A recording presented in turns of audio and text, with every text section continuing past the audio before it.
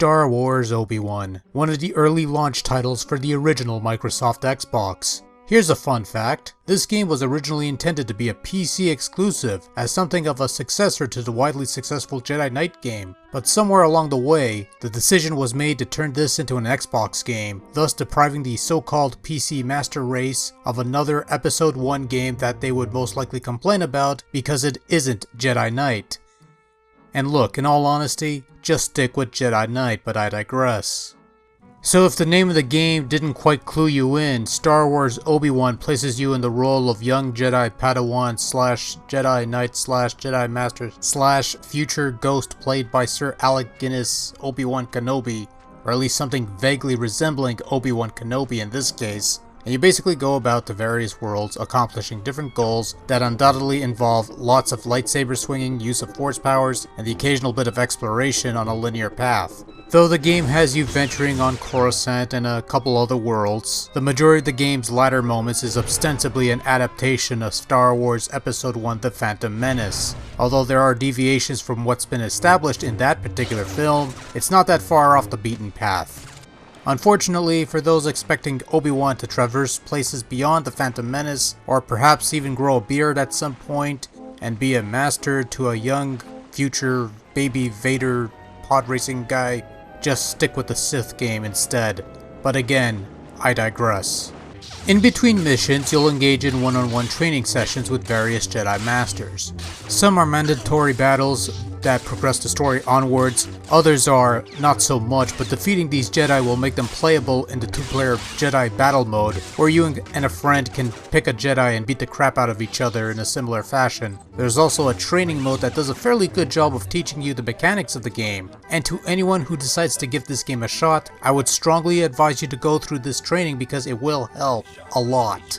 Obi-Wan's control scheme is somewhat unique for the time in that it makes use of the Xbox controller to the fullest extent. Your left thumbstick moves Obi-Wan around as expected, but your right stick controls your lightsaber swings. So to swing to the left, you hold the stick left, hold the stick up to swing upwards, and so on and so forth. The face buttons are mainly reserved for basic physical actions such as jumping, crouching, operating certain objects like doors and things, as well as doing flips.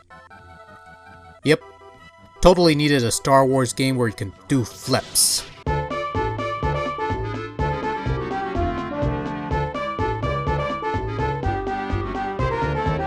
You have some additional buttons for strafing and locking onto specific opponents and turning around, but the only additional button of note is the Force Modifier button, which allows for additional lightsaber strikes or basic force abilities when used in conjunction with other buttons and thumbstick commands.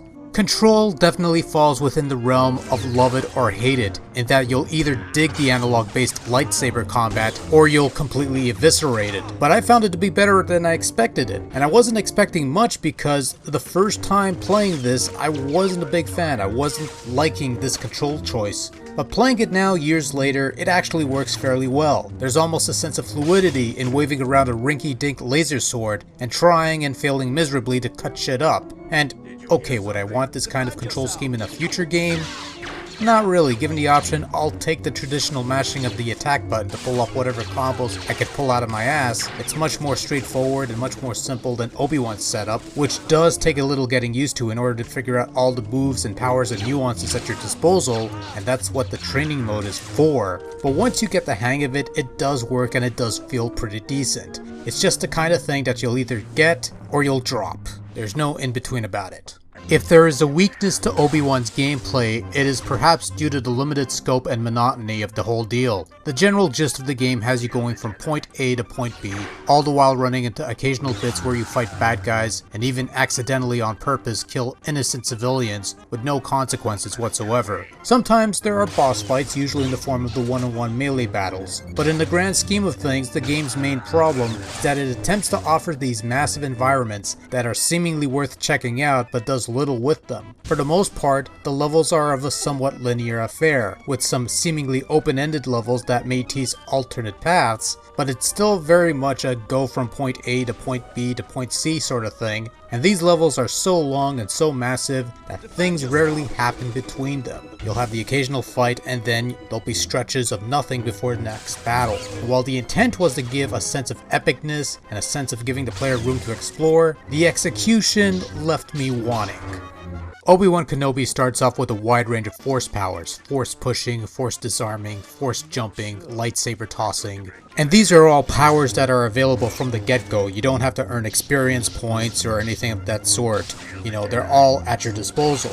But unfortunately, the game does very little to make these powers feel useful or even interesting, as the only instances of putting the force powers to any practical use is pushing away enemies or fiddling with objects that can be moved around. The sad truth of the matter is that, with few exceptions, you could pretty much blow through the whole game hacking and slashing your way to victory. You could block and deflect laser blasts, and the game does make use of force jumping, but really there are instances where the force powers play such a minute role in the grand scheme of things that they're quickly forgotten unless used in a crutch.